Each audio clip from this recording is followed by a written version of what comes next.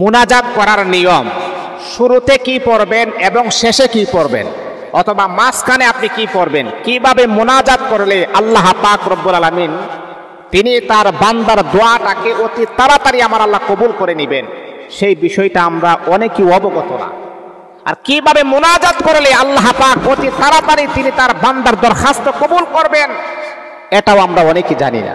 দেখেন, আমরা অনেকেই নামাজ করার পরে অনেক মুনাজাত আমরা করি, হুজুর যেইভাবে আপনারা বলেন সেইভাবে আমরা মুনাজাত করি, কিন্তু কেন জানে আমার দরখাস্ত আল্লাহ পাক কবুল করতেছে না, কারণটা কি?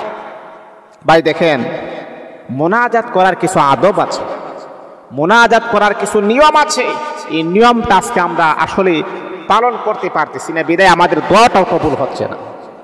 আপনি যখন রবের কাছে যখন আপনি মুনাজাত করবেন, রবের কাছে যখন আপনি আপনার দরখাস্তটা করবেন, তখন একটু নরম হতে হবে। কিভাবে? আপনি প্রাথমিক অবস্থায় আমার রবকে আপনি খুশি করাইতে হবে। আমার রব কিভাবে খুশি হয়, আমার আল্লাহ কিভাবে আপনার দরখাস্ত কবুল করবেন, কিভাবে খুশি হবেন, সেই বিষয়টা তো আমরা জানি না। আল্লাহ পাক রব্বুল আলামিন কোরআনুল কারীমের ভিতরে আমাদেরকে জানায় দিলেন, কুল ইন কুনতুম তুহিব্বুনাল্লাহ ফাত্তাবিউনি ইউহিব্বুকুমুল্লাহ ওয়া ইয়াগফির লাকুম যুনুবাকুম ওয়াল্লাহু গফুরুর রহিম। এ বান্দা, তোমরা যদি আমি আল্লাহ পাক রব্বুল আলামিনকে ভালোবাসতে চাও, তুহিব্বুনাল্লাহ, বান্দারে যদি তোমরা আমি আল্লাহ পাকের ভালোবাসা পেতে চাও, ফাত্তাবিউনি ইউহিব্বুকুমুল্লাহ, তাহলে তোমরা আমার হাবিবকে তোমরা অনুসরণ করো, অনুকরণ করো। আমার হাবিবকে যদি তোমরা অনুসরণ করো, আমি আল্লাহর ভালোবাসাটাই আদায় হয়ে যাবে। আমার হাবিবকে অনুসরণ করলে আমি আল্লাহর ভালোবাসা হবে তা নয়। ফাত্তাবিউনি ইউহিব্বুকুমুল্লাহ ওয়া ইয়াগফির লাকুম যুনুবাকুম ওয়াল্লাহু গফুরুর রহিম। আল্লাহ বলে, বান্দারে শুধু তা নয়, আমার হাবিবকে ভালোবাসলে যে আমার ভালোবাসা হবে, শুধু তা নয় রে বান্দা, আমার হাবিবকে ভালোবাসার কারণে, আমার হাবিবকে মুহাব্বত করার কারণে, ওয়া ইয়াগফির লাকুম, তোমাদেরকে আমি আল্লাহ ক্ষমা করে দিব, যুনুবাকুম, তোমাদের গুনাহকে আমি আল্লাহ মাফ করে দিব। এ বান্দা, জানো নি, আমার হাবিবকে মুহাব্বত করলে কিন্তু দুনিয়া এবং আখিরাতে উভয় জগতের কল্যাণ দান করে দিব। তাহলে আমি আপনি যখন মুনাজাত করব, শুরুতে কি পড়তে হয়, মাঝখানে কি পড়তে হয় এবং শেষে কি পড়তে হয়, আমরা অনেকে কিন্তু জানি না। শুরুতে আপনি হাবিবের নামে দুরূদ শরীফ পড়বেন, যতটুকু পারেন দুরূদ শরীফ পড়বেন। আল্লাহুম্মা সাল্লি আলা মুহাম্মাদিন ওয়া আলা আলি মুহাম্মাদ কামা সাল্লাইতা আলা ইব্রাহিম ওয়া আলা আলি ইব্রাহিম ইন্নাকা হামিদুম মাজিদ। আল্লাহুম্মা বারিক আলা মুহাম্মাদিন ওয়া আলা আলি মুহাম্মাদ কামা বারাকতা আলা ইব্রাহিম ওয়া আলা আলি ইব্রাহিম ইন্নাকা হামিদুম মাজিদ। এই দরুদ ইব্রাহিমটা আপনি যদি পারেন 7 বার পড়তে পারেন, 5 বার পড়তে পারেন, যত বেশি আপনি পারেন তত বেশি আপনি পড়বেন। দরুদ ইব্রাহিম পড়ার পরে তারপর আপনি মুনাজাত করবেন, কারণ আপনার আল্লাহর রাসূল আপনার প্রতি সন্তুষ্ট হয়ে যাবে। আর আল্লাহর রাসূল যদি খুশি হয়, তাহলে আমার আল্লাহ খুশি হবে। তারপর আপনি আল্লাহ পাকের কাছে দোয়া করবেন। দোয়াটা করবেন, ভালো ভালো কাজ করার পরে যদি আপনি দোয়া করেন, তাহলে সেই দোয়াটাই আমার আল্লাহ অতি তাড়াতাড়ি কবুল করে নেবে। এই যে মুনাজাত এমন ভাবে করতে হয়, ভিক্ষুকের মতো করতে হয় মুনাজাত। অহংকারী ভাব নিয়ে যদি আপনি মুনাজাত করেন, তাহলে কিন্তু আপনি এটার ফজিলত আপনি পাবেন না। কারণ আমরা তো সবাই কাঙ্গাল, আমরা সবাই হচ্ছে ভিক্ষুক, আর আমার আল্লাহ হচ্ছে সব কিছুর নিয়ন্ত্রণের মালিক, সব কিছুর ক্ষমতার মালিক হচ্ছেন আমার আল্লাহ। আল্লাহ পাকের কাছে তো আমরা ভিক্ষুক।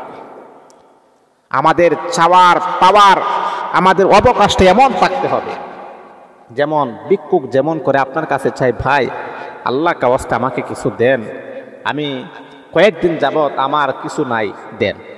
এমনভাবে ভিক্ষুকে চাই যেমন আপনি মায়া করে, মোহাব্বত করে, ভালোবেসে ভিক্ষুকের কথা শুনে আপনি তার প্রেমে পড়ে যান, তার প্রতি একটি মায়া অনুভব কাজ করে, তখন আপনি আপনার পকেট থেকে 10 টাকা 20 টাকা নোট আপনি ভিক্ষুকে দান করেন।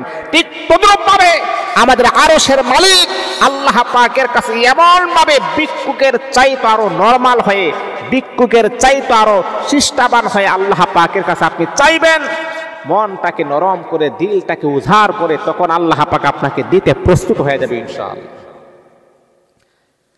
অহংকারী ভাব নিয়ে মোনাজাত করলে কবুল হবে না। এমন ভাবে মালিকের কাছে আপনি চাইবেন যাতে করে মালিক আপনার দরখাস্ত কবুল করে নেন। আরশের মালিক, আপনি তো আমাদের অন্তরের অন্তর্যামী, আপনি তো সব কিছুই জানেন আল্লাহ রব্বুল আলামিন। আয় আল্লাহ, বিপদে আছি, বড় সংকীর্ণের ভিতরে আছি, বড় অভাবগ্রস্তের ভিতরে আছি। আল্লাহ, আপনি আমার অভাব অনটন দূর করে দেন, আমার মনের আকুল আবেদন তুমি কবুল করে নেন। এমন করে করে যখন আল্লাহ পাক রব্বুল আলামিনের কাছে যখন আপনি দরখাস্ত করবেন, আমার আল্লাহ কখনোই আপনাকে খালি হাতে ফেরত দিবেন না। যখনই আপনি মোনাজাত করবেন, তারপরে মাঝখানে আপনি পড়বেন, দোয়া পড়বেন, রব্বানা যালামনা আনফুসানা ওয়া ইল্লাম তাগফির লানা ওয়া তারহামনা লানাকুনান্না মিনাল খাসিরিন। আল্লাহ পাকের কাছে আপনার মনের আশাগুলো আপনি ব্যক্ত করবেন, মনের আকুতি মিনতি আপনি ব্যক্ত করবেন, মাঝখানে আপনি আপনার সব কথাগুলো ব্যক্ত করবেন। আবার যখন শেষ পর্যায়ে যখন আপনি চলে আসবেন, আবারও আল্লাহ পাকের প্রশংসা শুরু করবেন, আলহামদুলিল্লাহি রাব্বিল আলামিন, সুবহানা রাব্বিকা রাব্বিল ইজ্জাতি আম্মা ইয়াসিফুন ওয়া সালামুন আলাল মুরসালিন ওয়ালহামদুলিল্লাহি রাব্বিল আলামিন। মোনাজাতের 3টা সাইড, প্রথমে একটা, মাঝখানে একটা, আবার শেষে একটা। এই 3টা সাইড আপনি অবলম্বন করতে হবে। আমরা তো খালি মোনাজাত করেই ফেলি না, মোনাজাতের কিছু ধারাবাহিকতা আছে। কিভাবে আল্লাহ পাকের কাছে দরখাস্ত করলে, দোয়া করলে আল্লাহ পাক সেই দোয়াটা অতি তাড়াতাড়ি কবুল করে নেবেন, সেই বিষয়টা আমরা অনেকেই জানি না, জানার চেষ্টাও আমরা করি না। না, এগুলো তো আমাদের করতে হবে। আল্লাহ পাকের কাছে চাইতে হবে। চাওয়ার মতো চাইলে আল্লাহ পাক কখনোই তিনি তার বান্দাকে নৈরাশ করেন না। এই জন্যই মুহতারাম হাজিরিন, সর্বশেষে আপনি আল্লাহ পাকের প্রশংসা দিয়ে আপনি শেষ করবেন। এই 3টা সাইড যখন আপনার ঠিক থাকবে, আল্লাহ পাক আপনার দরখাস্ত কবুল করে নিয়েছেন। আল্লাহু আকবার। এই জন্যে আমরা মোনাজাত করব সুন্দরভাবে, পরিপাটিভাবে, যেভাবে মোনাজাত করলে আল্লাহ পাক কবুল করেন সেইভাবে আমরা মোনাজাত করার